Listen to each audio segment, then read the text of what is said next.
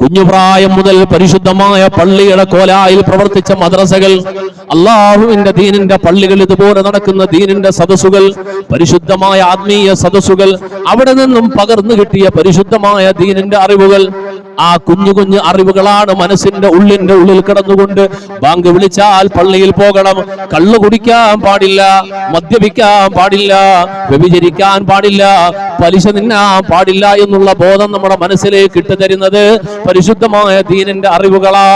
ഈ അറിവുകൾ ഇന്ന് നമ്മുടെ സമൂഹത്തിൽ ജീവിക്കുന്ന മനുഷ്യരിൽ ഒരു ന്യൂനപക്ഷത്തിന്റെ ജീവിതത്തിൽ മാത്രമാ ശക്തമായിട്ടുള്ളത്. അതുകൊണ്ടാണ് നമ്മൾ മദ്യപാനത്തിന്റെ കണക്ക് പറയുമ്പോൾ മുസ്ലിങ്ങളോട് പ്രത്യേകം ഓർമ്മപ്പെടുത്തി പറയാം. അതുകൊണ്ട് പലിശ നമുക്ക് വിഷയമാവുക. നിങ്ങൾ പഠിച്ചിട്ടുണ്ടോ, ഈ സമൂഹത്തിൽ എത്ര മതവിഭാഗങ്ങൾ പലിശയെ കുറിച്ച് പ്രഭാഷണം നടത്തുന്നുണ്ട്?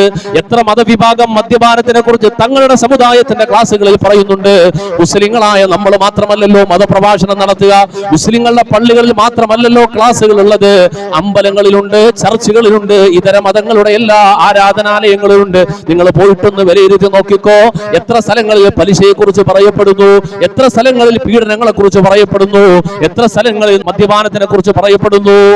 സാമൂഹിക വിഷയങ്ങളൊക്കെ ചർച്ച ചെയ്യും, എന്നാൽ അവിടെ സാമൂഹിക തിന്മകൾ, കുഴപ്പങ്ങൾ, അരുതായ്മകൾ പാടില്ല എന്ന് പറഞ്ഞുകൊണ്ട് അടിവരയിട്ടുകൊണ്ട് പ്രത്യേകം ഓർമ്മപ്പെടുത്തി ഉണർത്തിക്കൊണ്ട് ഭയാനകമായ ഒരു ലോകമാണ് നിനക്ക് വരാനുള്ളത് എന്ന് പറയപ്പെടുന്നത് പള്ളികളിലാണ്, മുസ്ലിമിന്റെ സദസ്സുകളിലാണ്, മുസ്ലിം സമുദായത്തിന്റെ പ്രഭാഷണ വേദികളിലാണ്, ക്ലാസുകളിലാണ്, മദ്രസയുടെ ബാലപാഠം പഠിക്കുന്ന പുസ്തകം മുതലാണ്.